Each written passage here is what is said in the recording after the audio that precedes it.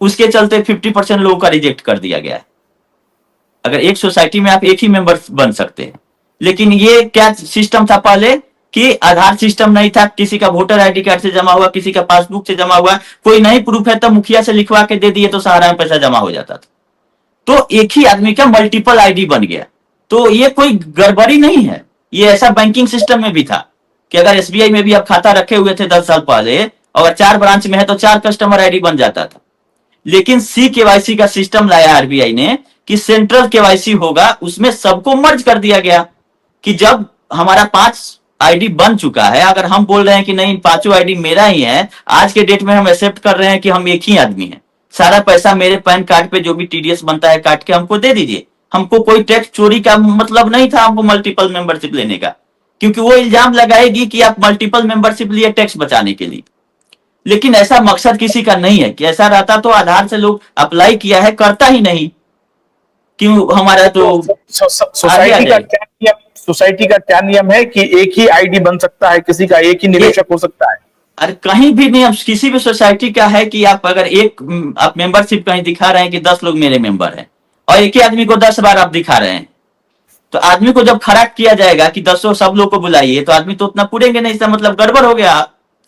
तो वो ऐसा नहीं है कि सहारा ने जानबूझ के ही किया या जो भी सिस्टम रहा, पहले का सिस्टम आधार के पहले से चल रहा है सहारा, वैसा सेंट्रल केवाईसी का कोई व्यवस्था नहीं था, चाह के भी लोग नहीं अपना ही करते, चाहे 2 ब्रांच से हुआ तो वहां अलग मेंबरशिप से पेमेंट हो गया यहाँ। लेकिन अब जब आधार आ गया है तो लेने समय तो हम बता रहे हैं कि 10 आईडी मेरा ही है, आप मेरे इनकम टैक्स पे चढ़ा दीजिए, हम आएगा जो इंटरेस्ट का पैसा उस पर इनकम टैक्स देने के लिए रेडी है। आज के डेट में हुआ सो हुआ, हमारी गलती हो चाहे सहारा की गलती हो, तो ये रिलैक्सेशन चाहिए। उसे ही आईटीआर का कॉपी, बैंक स्टेटमेंट का कॉपी, ये 2 चीज और मांगा जा रहा है। उसको एक व्यक्ति का मिलेगा या 10 का मिलेगा? अगर एक का 10 जगह बना हुआ है तो 10 का आप कह रहे हैं कि 10 को एक्यूमुलेट करके आप दे दीजिए, उसका इनकम टैक्स देने के लिए हम तैयार हैं, आपके कहने का मतलब ये हुआ? वैसे ही पोर्टल पर वैसे ही अप्लाई हुआ है कि एक आधार से आपका 100 आईडी है, 100 एक बार अप्लाई है, एक एप्लीकेशन नंबर है, तो उसी को प्रोसेस करने में तो क्या कर रहा है कि 9 को रिजेक्ट कर रहा है, एक को मान रहा है कि जो सबसे पहला मेंबरशिप है वही हम मानेंगे। इसका कोई तथ्य नहीं है कि वो आप सही कर रहे हैं, उसको छोड़ना चाहिए, काफी लोगों का ऐसे निजात हो जाएगा। इसका मतलब कि सीआरसी पर जो एक मेंबर का है 10 को एक्यूमुलेट करके जो आप अप्लाई कर रहे हैं तो वो एक कंसीडर कर रहा है और उस एक को भी बाद में आ रहा होगा। अगर किसी का एक ही है उसको वो पहले कंसीडर कर रहा होगा, ऐसा भी हो सकता है। हाँ, ऐसा ही हो रहा है कि जिसका 50,000 तक जमा है या 20,000 है, 10,000 छोटे निवेशक हैं जिनका एक ही बार में पैसा देने से उनका मामला रफा दफा हो जाएगा, उनको प्रायोरिटी दी जा रही है कि उनको पहले दे के खत्म करो, जो कि कल होके ये नहीं कहे कि मेरा सहारा में पैसा है।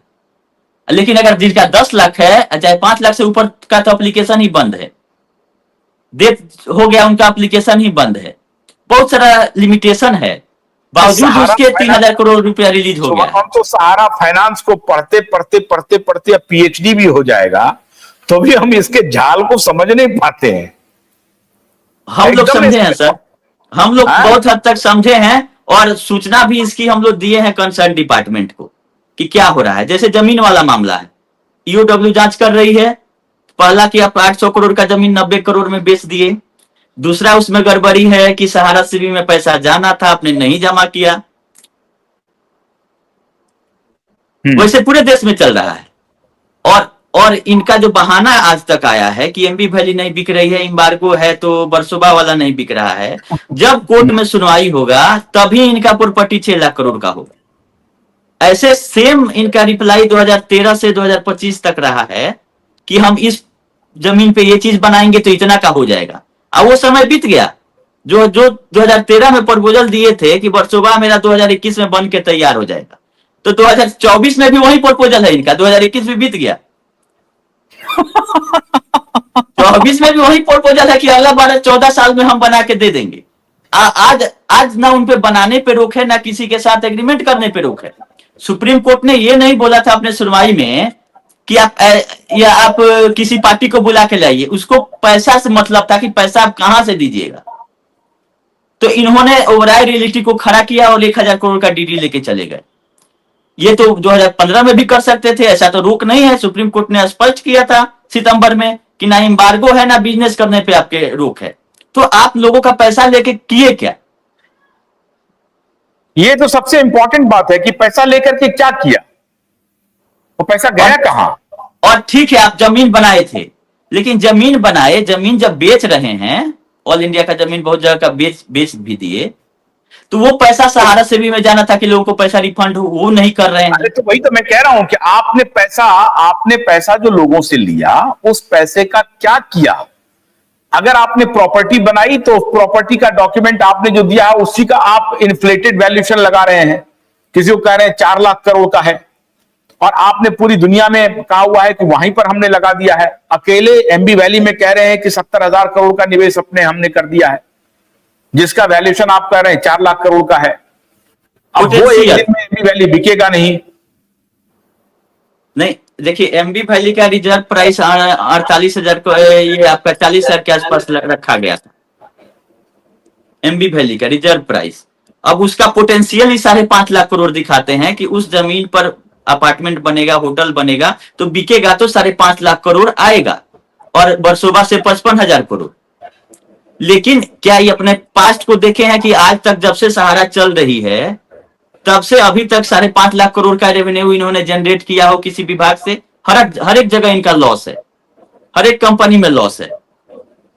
कहां से? अच्छा मान लीजिए शुभम कि सुप्रीम कोर्ट कहे कि भैया ऐसा है, जो करना है करो, भागो यहां से, अपना पैसा लेके जाओ। सेबी को बोले कि भाई ऐसा है, जो ये 3-5 कर रहा है, चोरी चकारी कर रहा है, डकैती कर रहा है, लूट कर रहा है, इसको पैसा लौटा दो, तो सब ठीक हो जाएगा।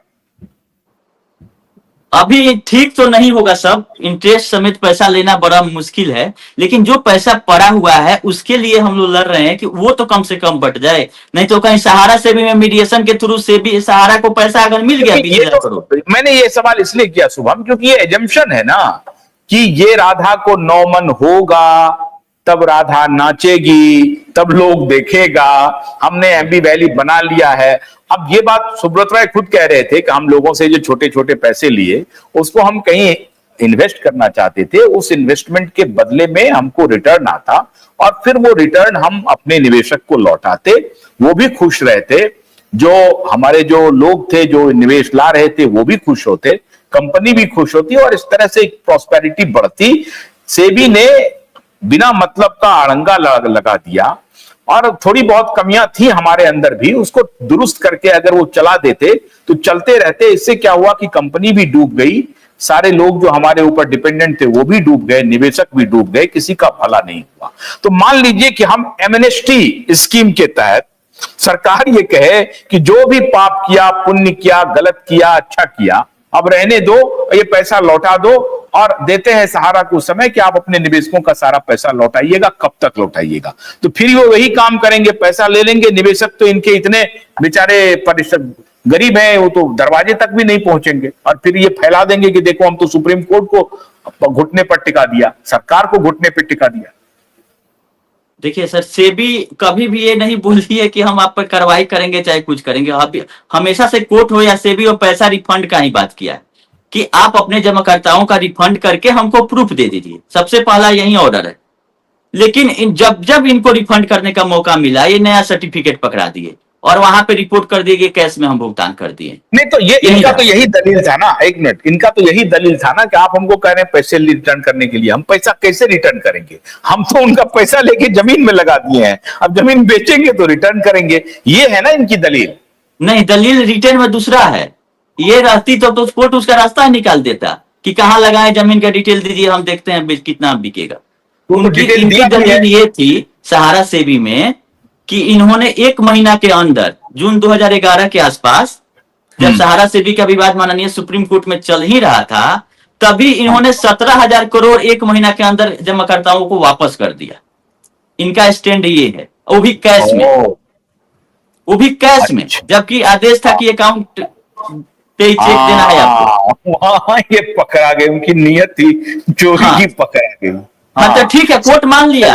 सर ये स्टैंड रहता तो आप ठीक कह रहे हैं, अगर ये स्टैंड रहता कि साहब मेरे पास पैसा ही नहीं है। कोर्ट ने पूछा कि ऐसा 17,000 करोड़ आप कहां से लाए?